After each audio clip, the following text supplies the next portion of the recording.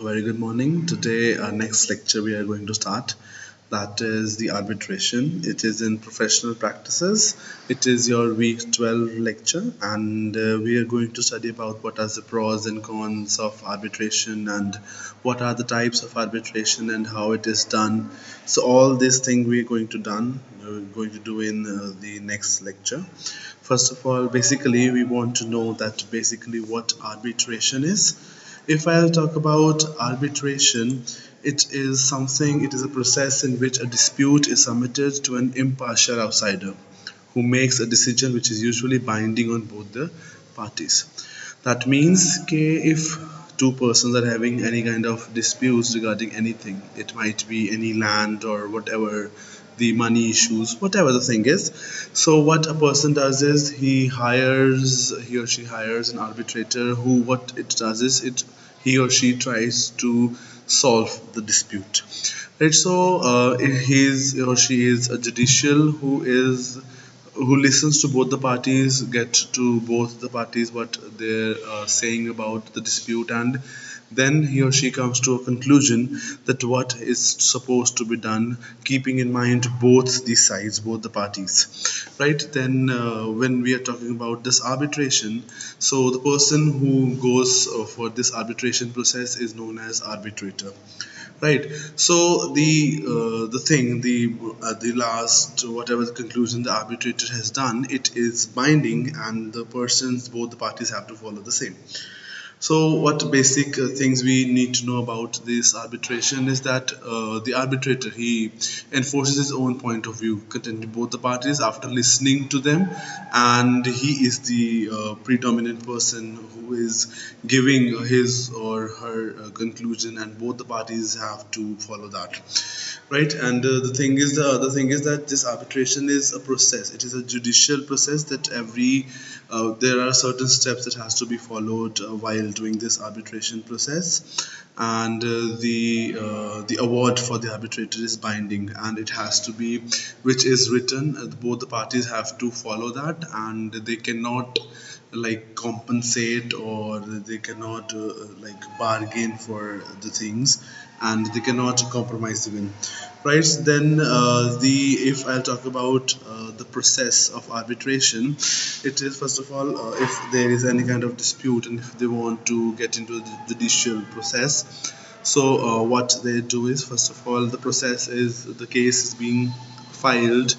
Then after, depending upon which kind of case is this, the arbitrator is being selected so that he or she can solve the dispute of both the parties. Right, then after the arbitrator is finalized, there is a preliminary hiring and scheduling order. That means they listen to both the parties that what they want to say about this, what the dispute is all about, and then there is a scheduling order. They have to go through it.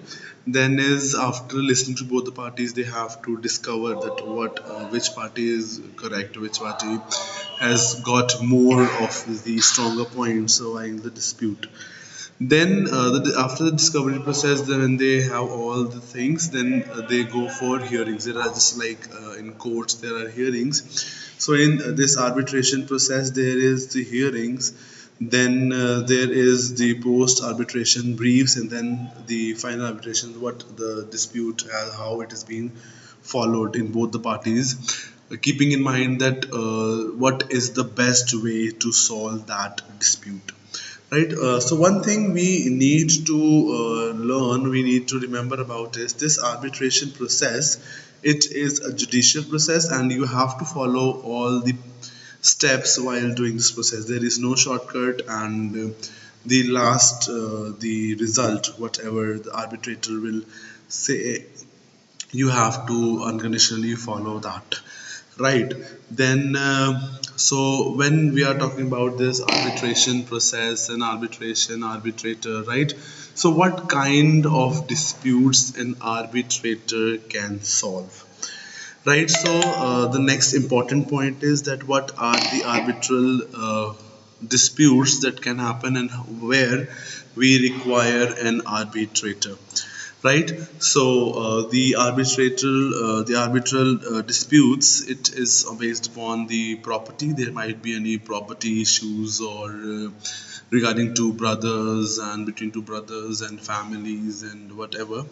Then the second one is the insurance. So on the basis of the insurance also they can do it.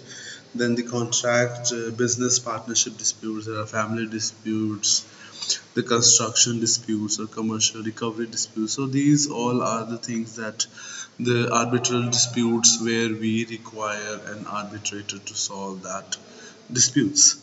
Right. So the next important thing you have to follow and you have to remember is that this arbitral disputes, it is talking about the issues, day-to-day life issues between the two brothers having property issues, or there are the family disputes between mother and whatever and all the stuff.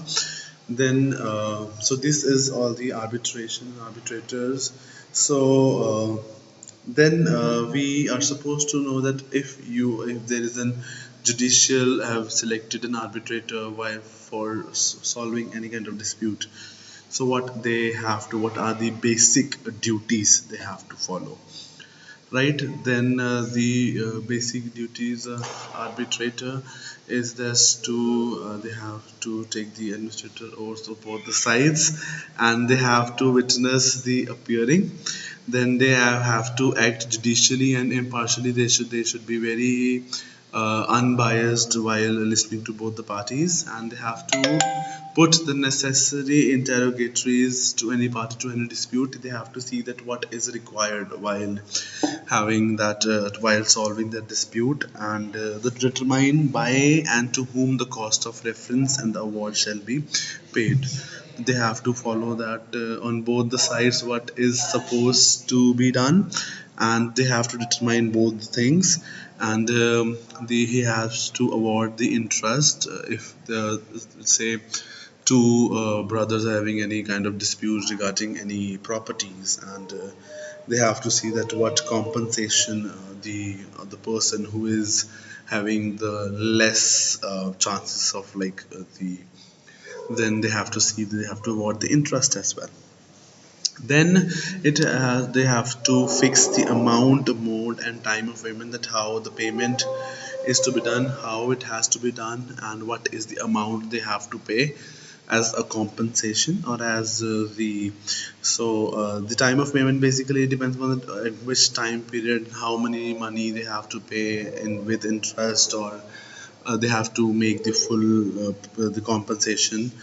Then the next thing is they have but then if we're talking about the basic duties of an arbitrator, and what are the basic advantages of arbitration, that what how it helps two persons or two families or two communities or two businesses or whatever.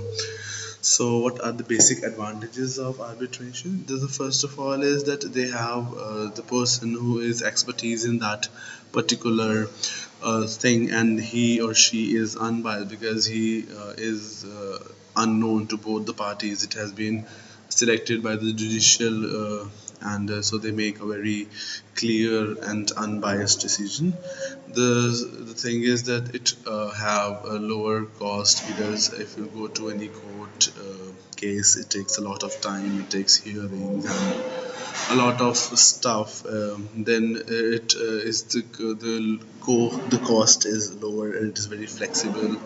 It is confidential. They is put your identity confidential. If there is any kind of dispute, if they are even going for the public things, they'll not name or details about that. It is a bit informal. I'll say the less formal than the court.